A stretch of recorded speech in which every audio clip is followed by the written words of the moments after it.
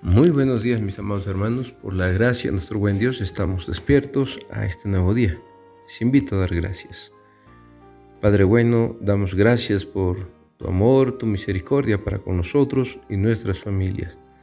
Rogamos tu amor pueda manifestarse una vez más en la vida de tu pueblo. Que tu providencia sea en la mesa de todos aquellos, Señor, que buscan tu rostro y dependen de ti. Tu gracia nos sustente y nos ayude a vivir con sabiduría. Perdona toda falta cometida, Señor, y auxílianos siempre con tu Espíritu Divino y danos sabiduría de lo alto. Rogamos esta gracia confiando que así será. En el nombre de nuestro Señor Jesucristo. Amén. Mis hermanos, seguimos meditando sobre este tema que hemos iniciado de una mentalidad dividida entre lo sacro y lo secular. Estuvimos hablando ya sobre el fundamentalismo y cómo este ha impactado la vida de la Iglesia. El fundamentalismo impactó también al movimiento misionero mundial. Con el fundamentalismo y el trabajo misionero mundial se dispersó esta visión a través de los misioneros británicos y norteamericanos que fueron desplegados a las partes más lejanas de nuestro mundo. Aunque estos misioneros eran celosos y autosacrificados, ellos estaban infectados con esta mentalidad gnóstica. El gnosticismo fue transmitido a nuevos creyentes mientras se plantaban iglesias alrededor de todo el mundo. Los fundamentalistas enseñaron que el reino de Dios era una realidad estrictamente espiritual. El lema era ganar almas para Cristo. No había otra cosa más importante que ganar almas. Y aquí no importaba si la vida de estas personas continuaba en la misma condición que estaban antes. Lo importante no era que se transformara la cultura donde estas personas vivían, sino que solo sus almas estuvieran listas para ir al cielo. Por otro lado, los teólogos liberales enseñaron que el reino de Dios podría lograrse con trabajo de acción social y programas de gobierno. Y como hemos mencionado, estos teólogos no predicaban el arrepentimiento y la confesión de los pecados, puesto que ellos miraban más bien que era la forma en cómo la sociedad se organizaba, donde se producía toda la maldad y el pecado. Las consecuencias de la mente dividida para la iglesia de hoy fueron varias, pero siguen afectando hasta nuestros tiempos. Esta mentalidad estrecha y solo espiritual produce iglesias que se caracterizan por la superficialidad alrededor de todo el mundo, ya que se deja a los nuevos conversos pensar y razonar como siempre lo han hecho, y sus vidas, sus culturas y sus naciones no son transformadas por el mensaje integral del Evangelio. De hecho, muchos cristianos el día de hoy están viviendo estilos de vidas por compartimentos que desafían que Jesús es el Señor de todo. El evangelismo se centra en el ministerio bíblico, pero es solo el punto de inicio del proceso. El objetivo final es hacer discípulos en todas las naciones. Las consecuencias vienen a ser devastadoras. Cuando los cristianos viven este estilo de vida de compartimentos, pierden el deseo de involucrarse con la cultura, porque se le da el énfasis a lo espiritual, a lo que se llama sacro, todo lo que tiene que ver con la moral, la gracia, la fe, la ética, las misiones, la teología, el evangelismo, el discipulado, los devocionales, las disciplinas espirituales, etc. Y casi está circunscrito este tema a los cultos dominicales. Si acaso un día entre semana, que habrán días de oración o de estudio, pero serían exclusivamente, esa vida espiritual está reservada a estas actividades. Por otro lado, todo aquello que pertenece a lo material, lo natural, se considera como lo secular: el trabajo, los negocios, la política, la ciencia, la economía, la comunicación, las artes. Todo aquello que son tareas sociales no corresponden a la vida de la iglesia para muchos. Así que los demás días de la semana son los días para lo que muchos llaman desarrollar su vida secular. ¿Cómo sabemos o cómo podemos encontrar evidencias características de esta vida dividida en la iglesia de hoy? Veamos lo que dice Isaías 11:9. Nos dice: no harán mal ni dañarán en todo mi santo monte, porque la tierra será como las aguas cubren el mar. Porque la tierra será llena del conocimiento de Jehová como las aguas cubren el mar. Esto es lo que nos dice el profeta Isaías: porque la tierra será llena del conocimiento de Jehová como las aguas cubren el mar. Este mandato de llenar la tierra con el conocimiento del Señor se ha reducido a llenar el corazón personal, individual, con el conocimiento del Señor. Cada persona de manera individual se preocupa por llenar su corazón del conocimiento de Dios, pero no toda la tierra. También notamos que la psicología ha venido a sustituir a la teología al definir el lenguaje en la iglesia.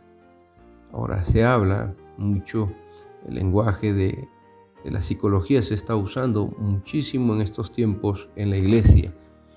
De hecho, se favorece el estudio de la psicología y muchos pastores están hablando ahora de traumas y están hablando de enfermedades, están hablando de estos conceptos que vienen a ser distintos a lo que la Escritura nos revela, como por ejemplo la palabra autoestima, etc.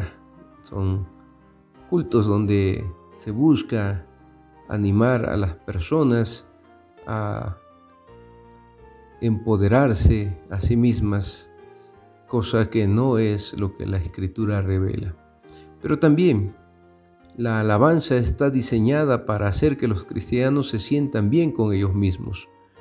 Los cantos que se buscan son cantos no ricos en su contenido bíblico y teológico, sino más bien que la música y todo aquello que está alrededor de esta alabanza sea de gusto de la gran mayoría. Entonces, no se diseña para discipular verdaderamente a los nuevos conversos, o al creyente, sino para que se sientan bien y puedan sentirse a gusto con los cantos.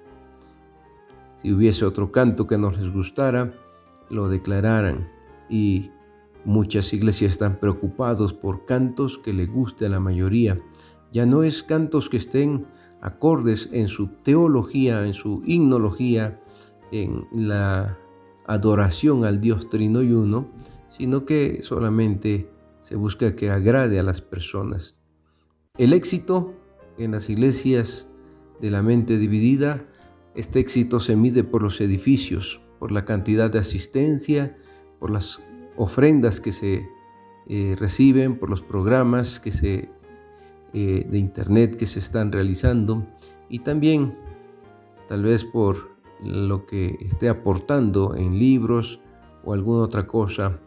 Esto es lo que se vería como éxito. Ahora los cristianos ya no le dan forma a la política pública, a la educación, a los medios o a las artes, porque eso lo consideran como un asunto del mundo. Así que la redención de todas las cosas, que es el gran plan de Dios, la iglesia lo ha olvidado. No es esa su tarea en estos tiempos.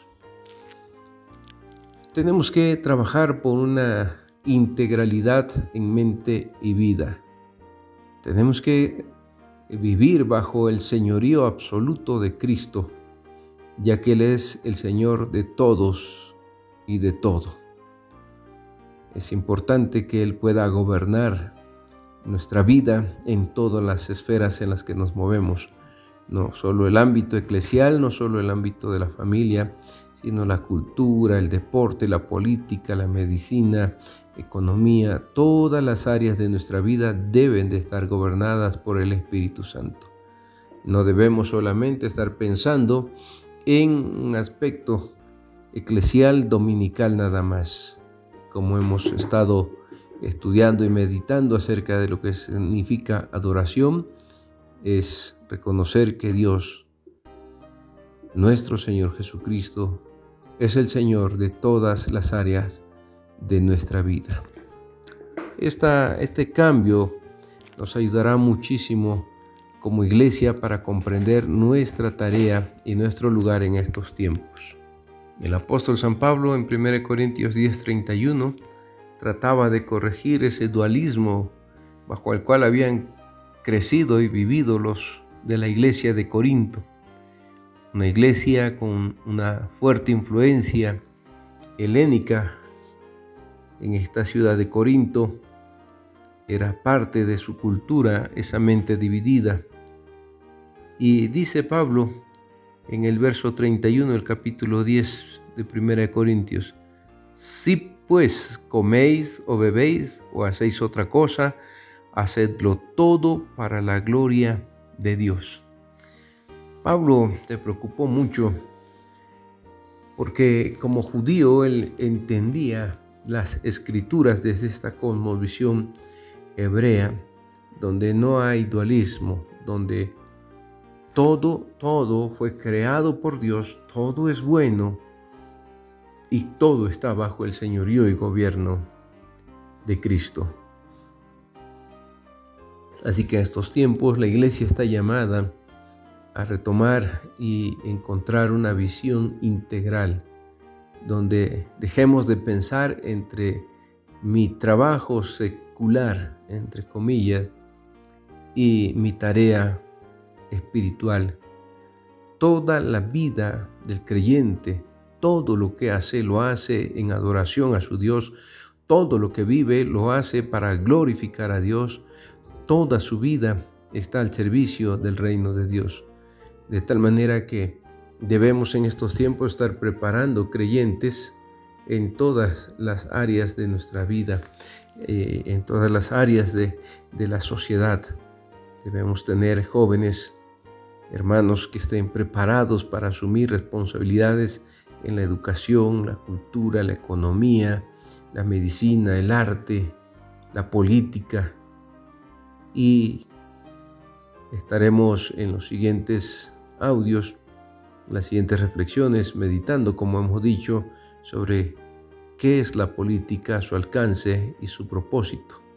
Estaremos hablando sobre nuestra responsabilidad cívica y confío en el Señor que esto estará dando claridad a nuestros corazones.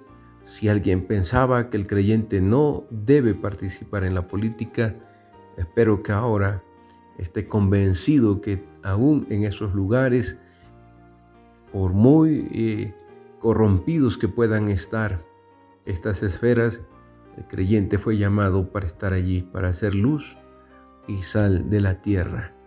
No en vano Jesús nos llamó a ser la sal de la tierra.